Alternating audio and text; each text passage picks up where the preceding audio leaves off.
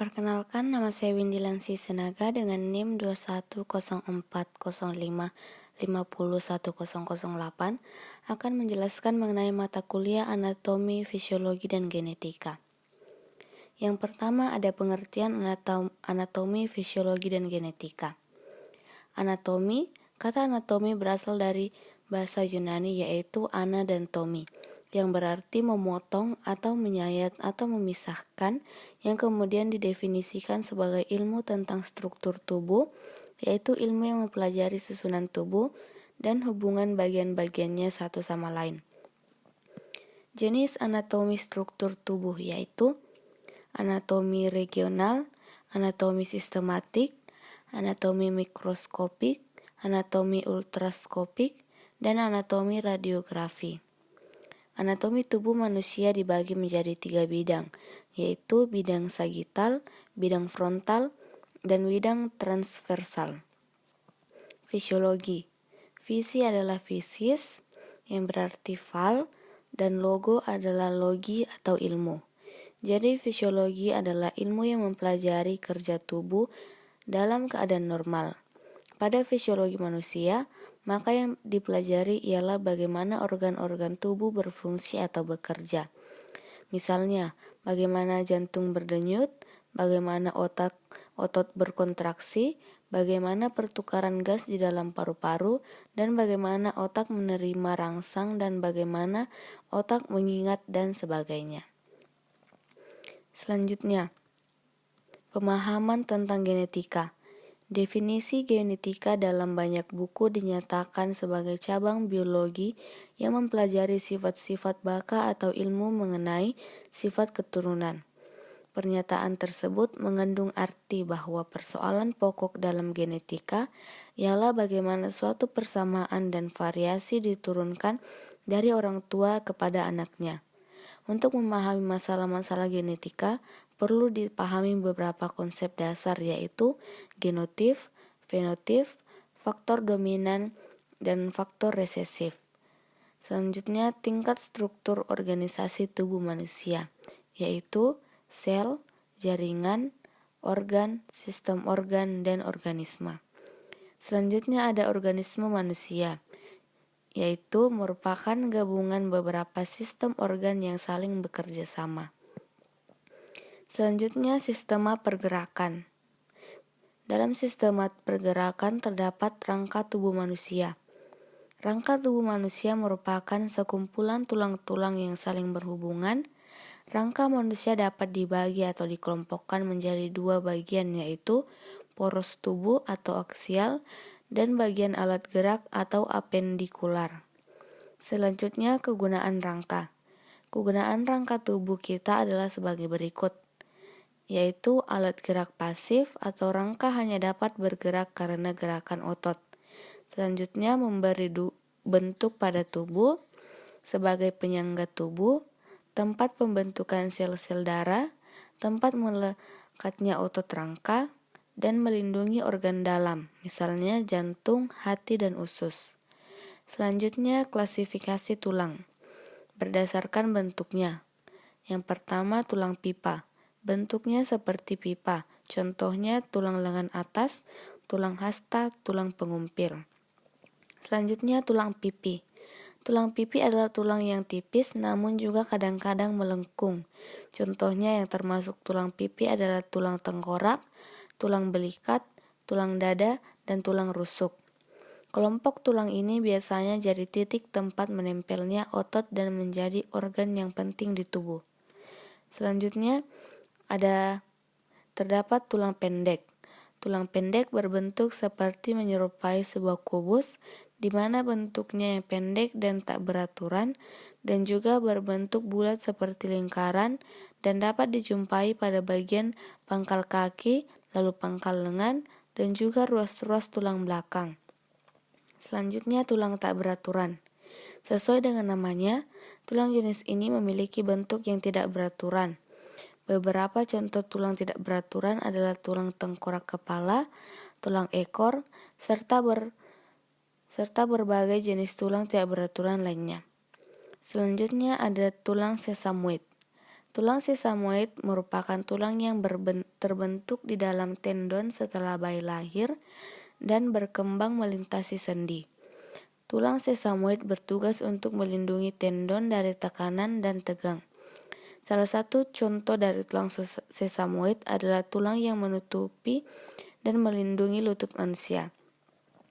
Selanjutnya jenis tulang berdasarkan strukturnya, yaitu tulang keras. Strukturnya keras, contohnya tulang belakang dan tulang lengan. Selanjutnya adalah tulang rawan. Strukturnya lunak, contohnya tulang telinga dan kuping. Selanjutnya ada bagian-bagian rangka, yaitu bagian kepala adalah bagian tengkorak, bagian bahu sampai dengan pinggul adalah bagian badan, bagian pinggul sampai dengan telapak kaki adalah bagian anggota gerak.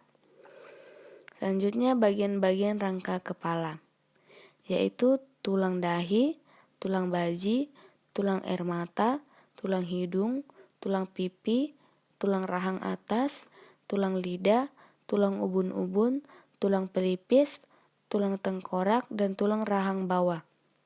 Selanjutnya rangka badan atau tulang belakang. Tulang belakang berjumlah 33 ruas yang terdiri atas 7 ruas tulang leher, 12 ruas tulang punggung, 5 ruas tulang pinggang, 5 ruas tulang kelangkang, 4 ruas tulang ekor. Selanjutnya rangka badan atau tulang dada. Tulang dada terdiri atas tulang dada, tulang badan, tulang pedang-pedangan. Selanjutnya adalah tulang rusuk. Berjumlah 12 pasang yang terdiri atas 7 pasang tulang rusuk sejati, 3 pasang tulang rusuk palsu, 2 pasang tulang rusuk melayang. Selanjutnya rangka badan atau tulang panggul. Tulang gelang panggul terdiri atas 2 tulang usus, 2 tulang kemaluan, dan 2 tulang duduk. Selanjutnya ada rangka anggota gerak atau tulang tangan. Rangka anggota gerak terdiri atas 2 tulang lengan atas, 2 tulang hasta, 2 tulang pengumpil, 2 kali 8 tulang pergelangan tangan, 2 kali 5 tulang telapak tangan, 2 kali 14 tulang ruas kaki. Selanjutnya rangka anggota gerak atau tulang kaki. Rangka anggota gerak bawah terdiri atas 2 tulang paha, 2 tulang kering, 2 tulang betis, 2 kali 7 tulang pergelangan kaki, 2 kali 5 tulang telapak kaki, 2 kali 14 tulang ruas kaki. Selanjutnya ada sistema pergerakan, yaitu komponen penunjang sendi. Ada ligamen, kapsul sendi, cairan sinovial. Selanjutnya tulang rawan hialin. Sendi pada tubuh manusia. Yang pertama sendi mati, sendi kaku, sendi gerak.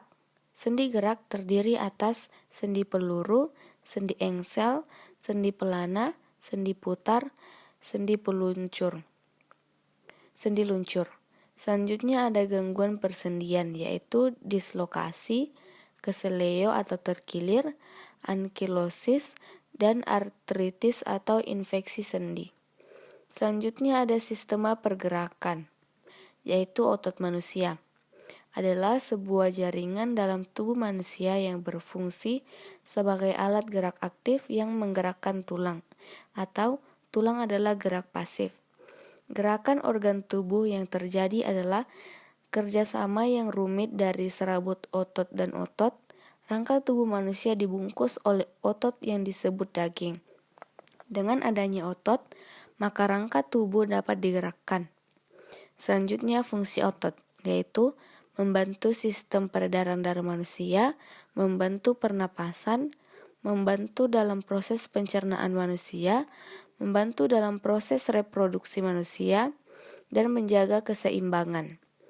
Selanjutnya, otot dapat diklasifikasikan menjadi 3 jenis, yaitu otot lurik, otot polos, dan otot jantung. Selanjutnya ada fisiologi otot. Otot bergerak secara kontraksi dan relaksasi. Ketika otot berkontraksi, maka ukurannya akan memendek menjadi keras dan akan membentuk gelembung pada bagian tengah. Dengan adanya kontraksi pada otot, maka tulang akan tertarik untuk mengembalikan tulang tersebut pada posisi awal, maka dibutuhkan relaksasi.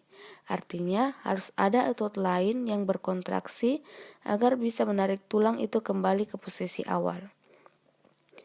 Berdasarkan cara kerjanya, maka otot dapat dibedakan menjadi dua jenis, yaitu otot antagonis dan otot sinergis.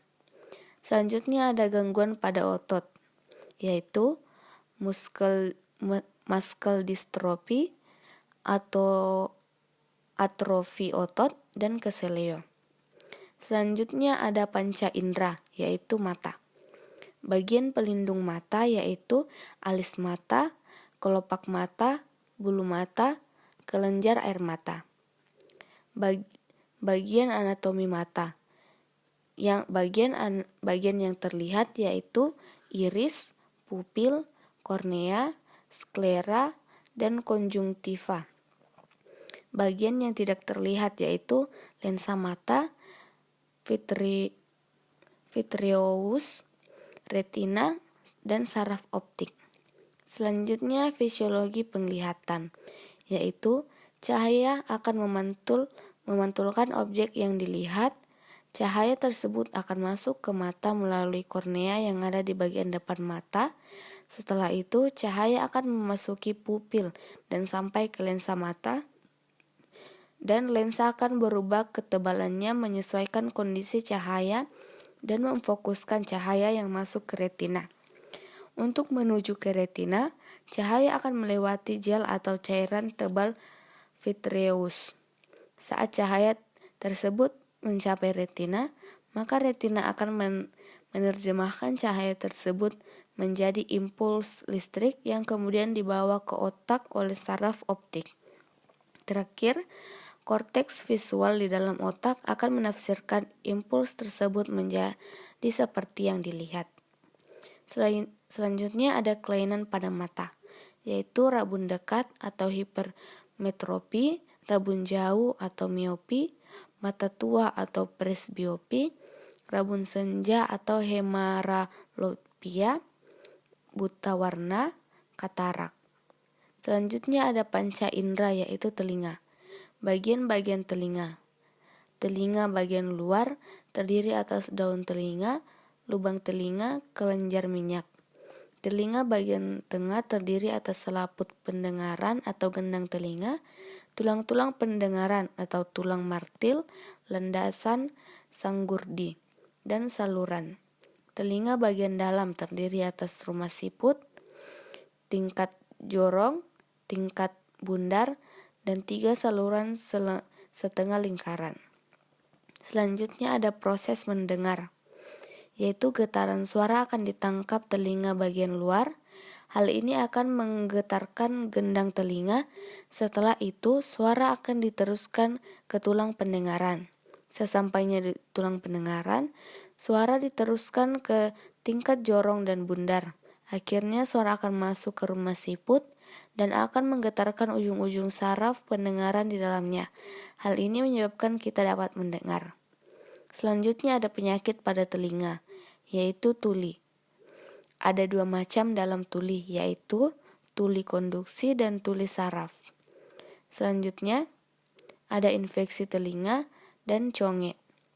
Selanjutnya adalah cara merawat telinga, yaitu jangan terlalu sering mendengarkan bunyi yang terlalu keras, jangan jaga kebersihan telinga agar tidak tersumbat dengan gunakan pembersih telinga yang berbahan lembut. Hal ini untuk menghindari robeknya gendang telinga.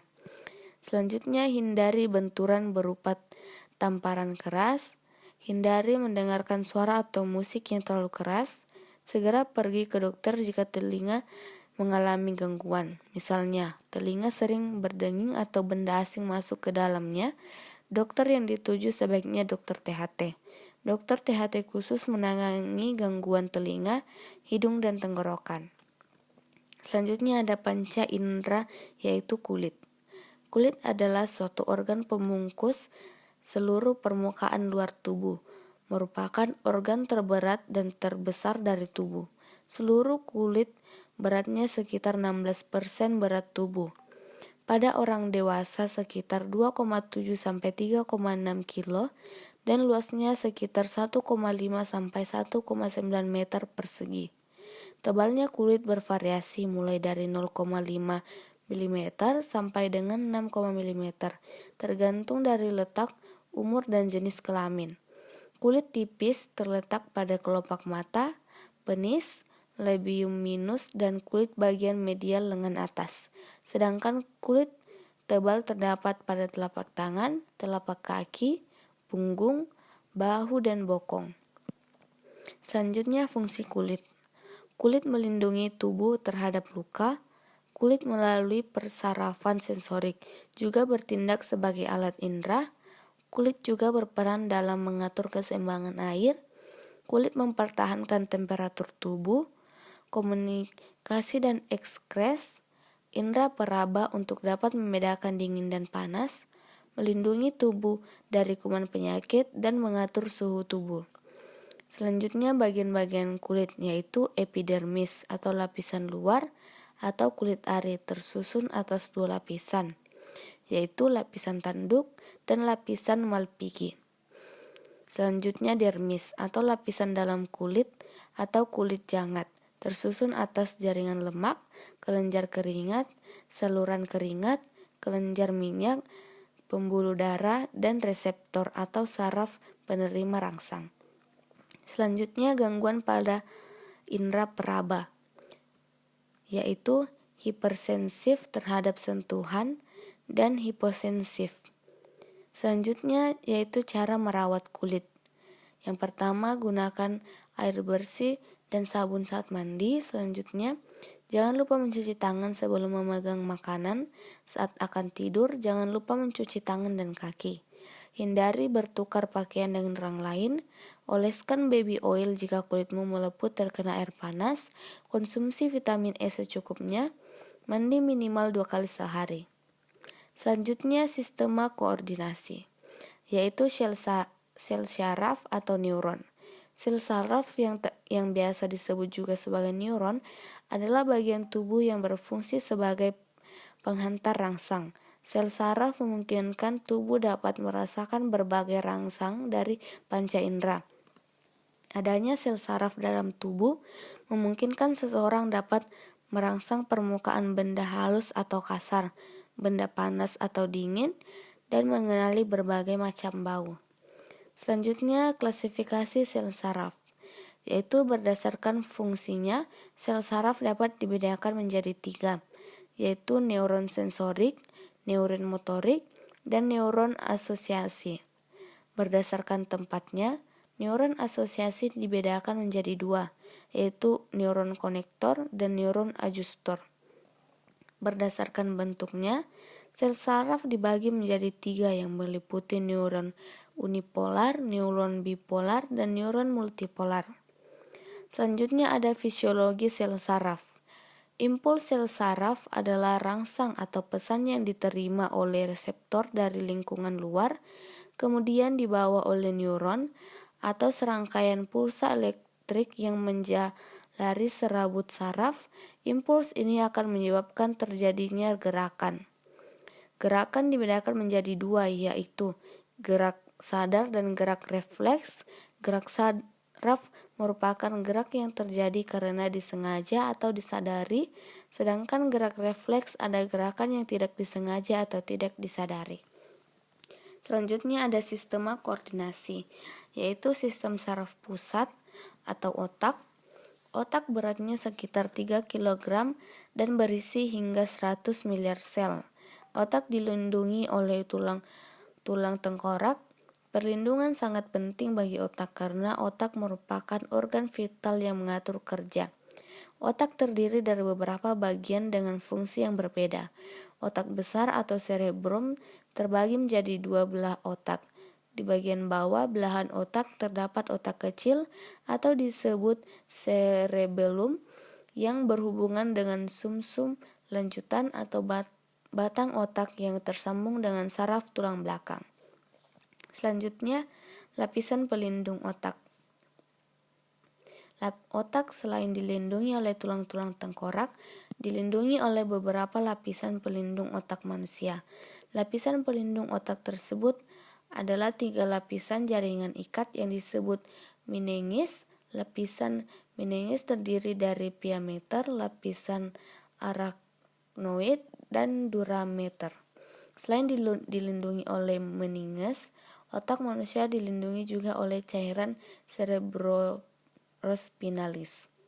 Selanjutnya ada bagian otak, yaitu otak besar, otak kecil, dan batang otak. Selanjutnya ada sumsum tulang belakang. Sumsum tulang belakang atau medula spinalis berada di dalam tulang belakang. Sumsum tulang belakang dilindungi oleh ruas-ruas tulang belakang yang terdiri dari 33 ruas. Fungsi sumsum tulang belakang yaitu menyampaikan impuls sensorik dari sistem saraf tepi menuju ke otak, menyampaikan impuls motorik dari otak ke berbagai efektor seperti otot rangka atau lurik, otot jantung, otot polos, dan kelenjar, dan sebagai pusat gerak refleks. Selanjutnya ada gerak biasa. Perjalanan rangsang pertama kali diterima reseptor atau alat indera, kemudian rangsang dihantarkan melalui saraf sensori ke otak. Sesudah diolah di otak, tanggapan terhadap rangsang akan dihantarkan melalui saraf motorik ke efektor. Hasil rangsangan tersebut menimbulkan gerak biasa. Selanjutnya gerak refleks. Gerak refleks adalah yang terjadi secara spontan tanpa melalui pusat gerak di otak tetapi melalui sumsum tulang belakang. Selanjutnya sistem syaraf tepi. Sistem syaraf tepi terdiri atas sistem syaraf parifer. Sistem saraf parifer adalah bagian dari sistem saraf yang di dalam sarafnya terdiri dari sel-sel yang membawa informasi ke sel atau sel saraf sensorik, dari sel atau sel saraf motorik, sistem saraf pusat atau SSP yang terletak di luar otak dan sumsum tulang belakang. Sel-sel sistem saraf sensorik mengirimkan informasi ke sistem saraf pusat dari organ-organ internal atau dari rangsangan eksternal. Sistem-sistem saraf motorik tersebut membawa informasi dari SSP ke organ, otot, dan kelenjar. Sistem saraf parifer dibagi menjadi 2 cabang, yaitu sistem saraf somatik dan sistem saraf sarafotonom. Selanjutnya sistem syaraf sadar. Sistem syaraf sadar atau kraniospinal merupakan saraf yang mengatur gerakan yang dilakukan secara sadar. Sistem saraf sadar dibagi menjadi 2 macam, yaitu kranial dan spinal. Sistem saraf kranial atau kepala disusun oleh 42 pasang saraf yang keluar dari otak. Saraf kranial berhubungan dengan reseptor dan efektor untuk daerah kepala, sedangkan saraf spinal disusun oleh 31 pasang saraf yang keluar dari sumsum tulang belakang. Selanjutnya sistem saraf tak sadar. Sistem saraf rangsangan yang tidak disampaikan ke otak. Sistem saraf ini mengontrol organ-organ dalam tubuh dan otot polos pembuluh darah, di mana otot polos pembuluh darah tersebut mengalami gerakan vasokontraksi dan vasodilatasi atau mengerut dan mengembang. Saraf otonom bersifat motorik atau digolongkan kepada saraf afere. Sistem saraf otonom dibagi menjadi 2 bagian, yaitu saraf simpatik dan parasimpatik. Selanjutnya fungsi saraf otonom. Parasimpatik yaitu mengecilkan pupil, menstimulasi aliran ludah, memperlambat denyut jantung, membesarkan bronkus, menstimulasi sekresi kelenjar pencernaan, dan mengerutkan kantung kemih. Simpatik memperbesar pupil, menghambat aliran ludah, mempercepat denyut jantung, mengecilkan bronkus, menghambat sekresi kelenjar pencernaan, dan menghambat kontraksi kandung kemih otak. Selanjutnya ada genetika manusia. Genetika disebut juga ilmu keturunan. berasal dari kata genos, yaitu bahasa Latin artinya suku bangsa-bangsa atau asal-usul. Genetika adalah ilmu tentang pewaris sifat. Dalam ilmu ini dipelajari bagaimana sifat keturunan itu diwariskan kepada anak cucu, serta variasi yang mungkin timbul di dalamnya. Beberapa istilah dalam genetika, yaitu gen, kromosom, DNA, RNA, fenotip, genotip, dominan, intermediate, alela, homozigot, heterozigot, parental, dan filial.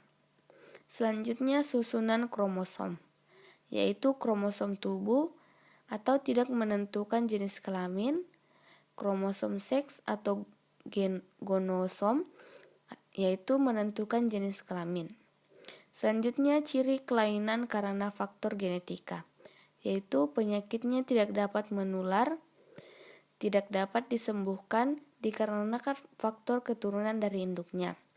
Menghindari pernikahan dengan orang yang memiliki turunan kelainan genetik. Selanjutnya kelainan genetika, menurunkan jenis kelamin. Jenis kelamin anak ditentukan oleh 2 pasang kromosom seks, diberi nomor pasang 23 pada wanita, kemudian kromosom ini berupa X atau XX, sedangkan pada pria memiliki 1 kromosom X dan kromosom lainnya Y atau XY. Penurunan jenis kelamin anak ditentukan oleh 2 pasang kromosom seks di nomor pasang 23. Pada wanita, kedua kromosom ini memiliki sepasang gen yang sama, yaitu XX. Selanjutnya gen resif dan gen dominan.